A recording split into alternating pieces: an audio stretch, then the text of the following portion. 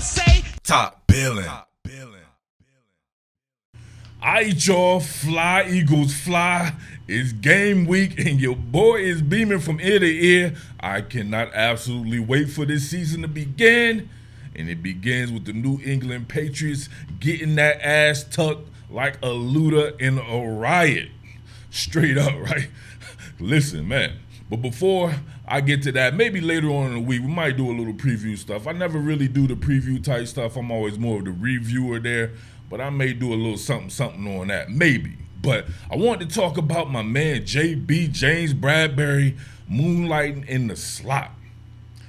These are some rich people problems I'm starting to notice right here with the Philadelphia Eagles secondary, right?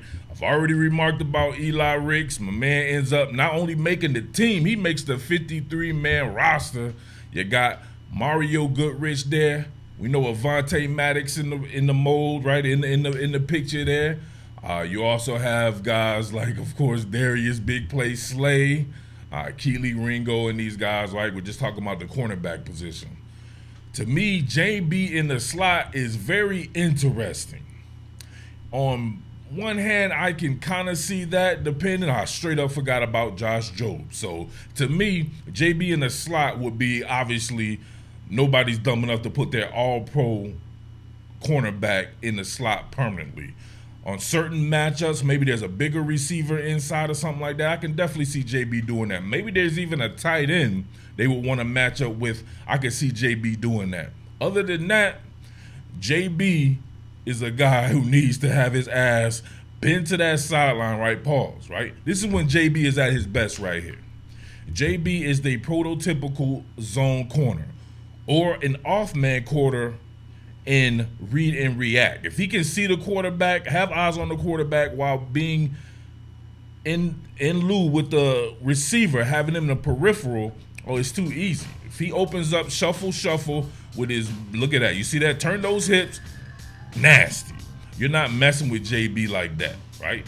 Maybe his lack of agility or lack of explosive speed, maybe that gets him in certain instances, but not in shit like this. This is what he is. That's why you get a guy 6'1", 6'2", or whatever he is. You let him shuffle, right? A lot of these routes right here, if it's an out-breaking route, he's good with that. He'll just flip his hips. He won't speed turn and look goofy, right? He'll just flip his hips and go that way with it. He has the barrier of the sideline as an extra defender here. If you want to go inside, he chase you inside with the best of them. He'll stick that foot in the ground, do that. Same deal right here. You want to come flat down the line of scrimmage, or you want to get vert. Sideline is his friend there.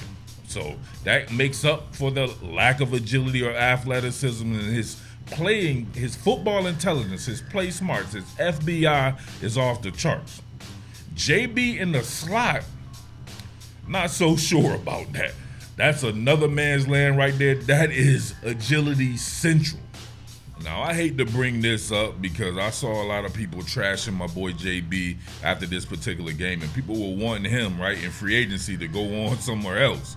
Nada. JB is that guy, but this is not the best position to have JB in here. Now, he's technically not in the slot, but he's at slot positioning.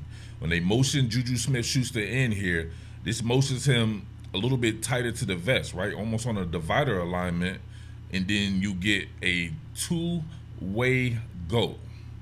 JB guarding a two-way go, I think, exposes his lack of twitch or his lack of agility. So that's why you would get him in a change of direction moment here, motion to tight, in a change of direction with someone who's not even that agile. Juju Smith-Schuster is not like these guys you'll see in the slot.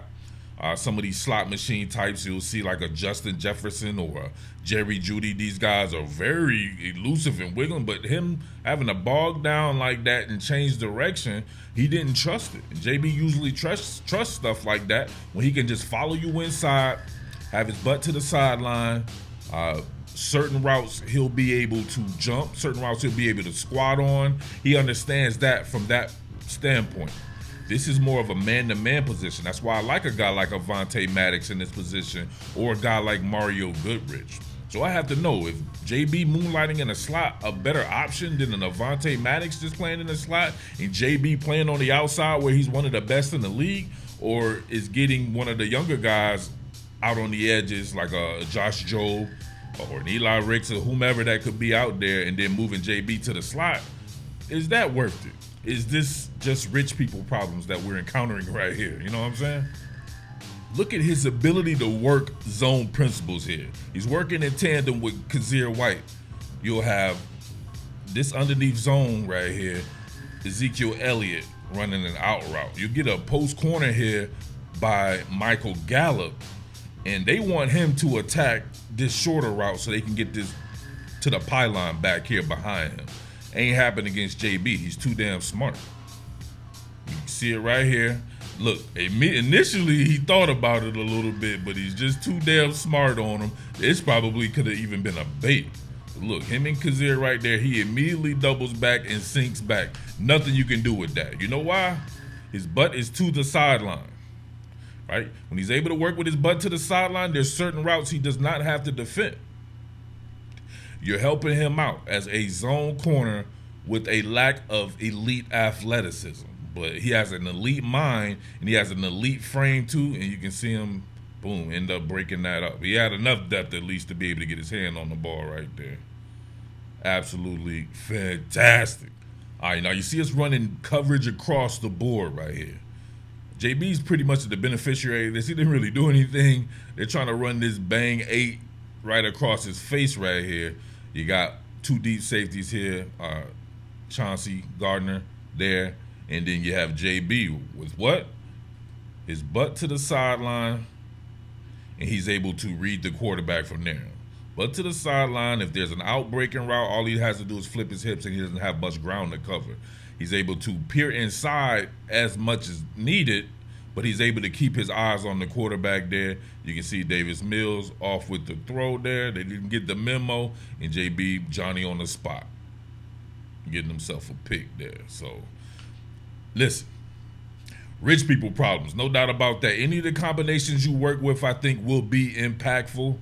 However, I think some more than others. Definitely want to see Avonte Maddox and Mario Goodrich work the slot more than I would want to see James Bradberry, just because Bradberry is a bad man, right? James Bradberry, the dude is just tailor-made for these type of defensive schemes. Sean Desai comes with a heavy focus on zone as well. A lot of vertical bell, so he gets to play a lot of vertical zone.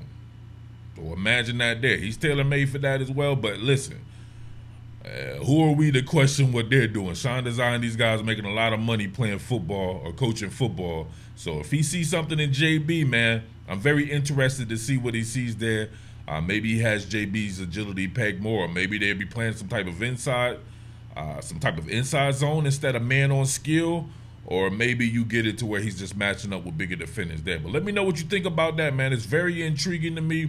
I can't wait to see how that works out there. But if I'm being honest about the situation, I want to see JB where he is on the right side of the defensive formation, with his butt to the sideline, being able to work that peripheral and being able to have eyes on the quarterback in zone, right? Heavy zone with man principles, all right? But as always, man, South Jersey, stand up. If you're from South Jersey, make sure you always shout your city out. Man, show these business owners that we have South Jersey on lock for sure. If they want to sink some money into the program and we can get something done offline there, man. Maybe some events or something like that. Same deal in Philly.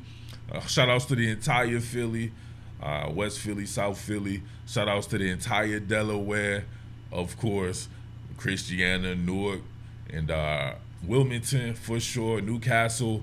And big love to Elkton, Maryland, and all the people out there, man, parts of Cecil County, all right?